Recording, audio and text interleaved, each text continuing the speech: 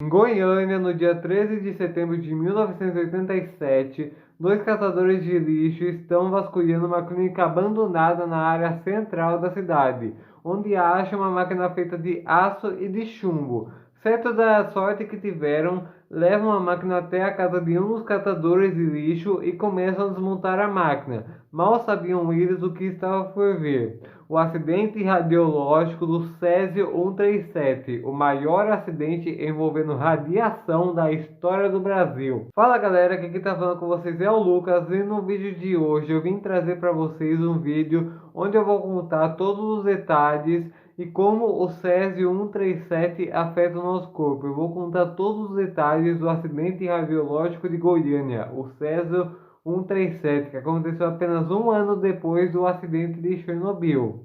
Então, se vocês já gostaram da ideia, deixe seu like, se inscreva, compartilhe. Tem vídeo todo sábado aqui no canal e vamos começar o vídeo. A clínica havia sido usada há 2 anos pelo Instituto Goiano de Radioterapia, especializado em tratamento contra o câncer, e havia sido desativado 2 anos antes, em 1985. Só que um equipamento de radioterapia que usava radiação ionizante capaz de mudar a estrutura de um átomo arrancando um de seus elétrons havia sido esquecido no local. E apenas 2 dias depois de terem começado a desmontar o equipamento, os dois catadores de lixo começaram a sentir náuseas, tonturas e diarreia. Só que eles não sabiam que o culpado de tudo isso era o equipamento de radioterapia, então continuaram a mexer nele como se nada tivesse acontecido. E 5 dias depois, eles entregaram o objeto de radioterapia a Devair, o dono de um ferro velho, e imediatamente ele mandou dois seus funcionários, Israel e Admilson, começar a desmontar o objeto, e dentro deles eles acharam 93 gramas de um pó branco parecido com o sal que nós usamos no dia a dia, só que tinha uma curiosidade nesse sal, nesse objeto misterioso. Ele brilhava com uma luz azulada no escuro. Então Devair tomou a pior decisão. Ele resolveu levar esse pó branco até sua casa para mostrar à sua família.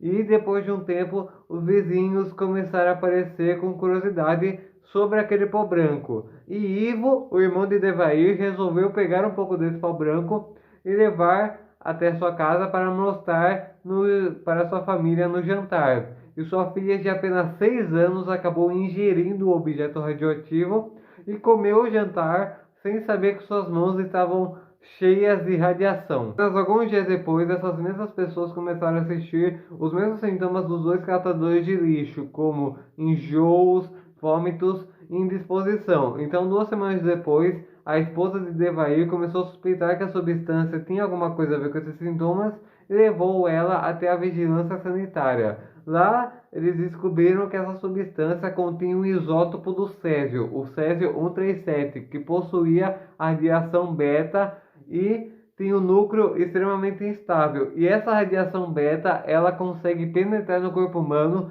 trazendo problemas extremamente graves à saúde, como esses sintomas que eu já citei no início do vídeo. Esse processo de emitir radiação beta, o césio 137 se transforma em outro elemento chamado bário 137, que são ainda mais nocivos que o próprio césio 137, pois ele emite raios gama, que consegue penetrar no corpo humano, trazendo problemas irreparáveis à saúde. A agência sanitária afirmou que tanto o ferro velho como a casa de Devair estavam com nível altíssimo de radiação, e como ele emprestou esse pó branco para outras pessoas, 7 áreas de Goiânia estavam contaminadas com o césio 137. Então, como o governo escondeu todo esse perigo da população, mais de 112 mil pessoas foram levadas até o Estádio Olimpo, onde passaram por uma triagem.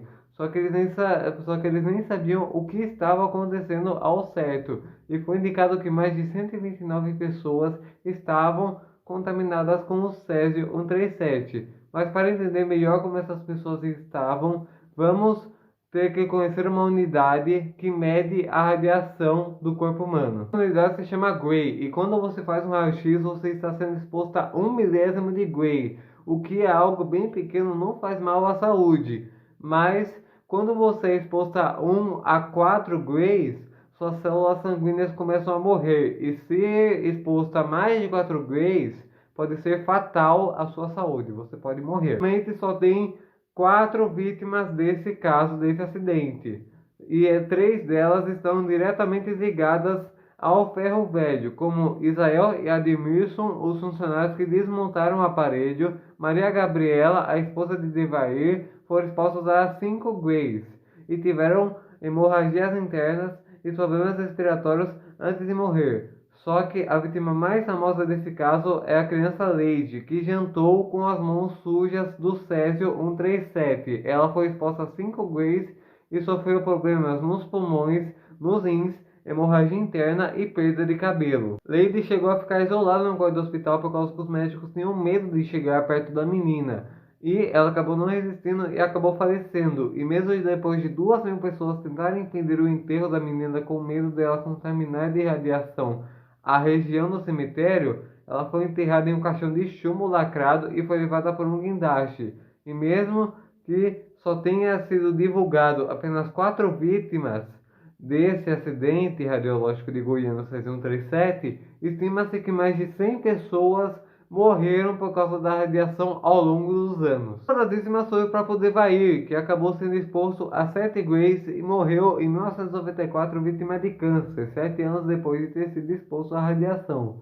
E outras pessoas que foram expostas à radiação não só sofreram problemas extremos de saúde, como sofreram muito preconceito pelos moradores de outros bairros que não tinham sido afetados pela radiação. Como ninguém queria morar nessas áreas de radiação, as pessoas que moravam nesses lugares venderam suas casas por preços muito menores do que elas realmente variam. O caso chegou na justiça em 1996, quando 3 médicos e um físico que trabalhavam no Instituto Goiano de Radioterapia foram presos por homicídio culposo, ou seja, que não há intenção de matar. Só que em 1998 as penas foram extintas por conta de um indulto do presidente Fernando Henrique Cardoso. E depois, essa radiação ela foi enterrada em 2 caixas de concreto embaixo da área metropolitana de Goiânia, junto com 6.000 toneladas de material contaminado.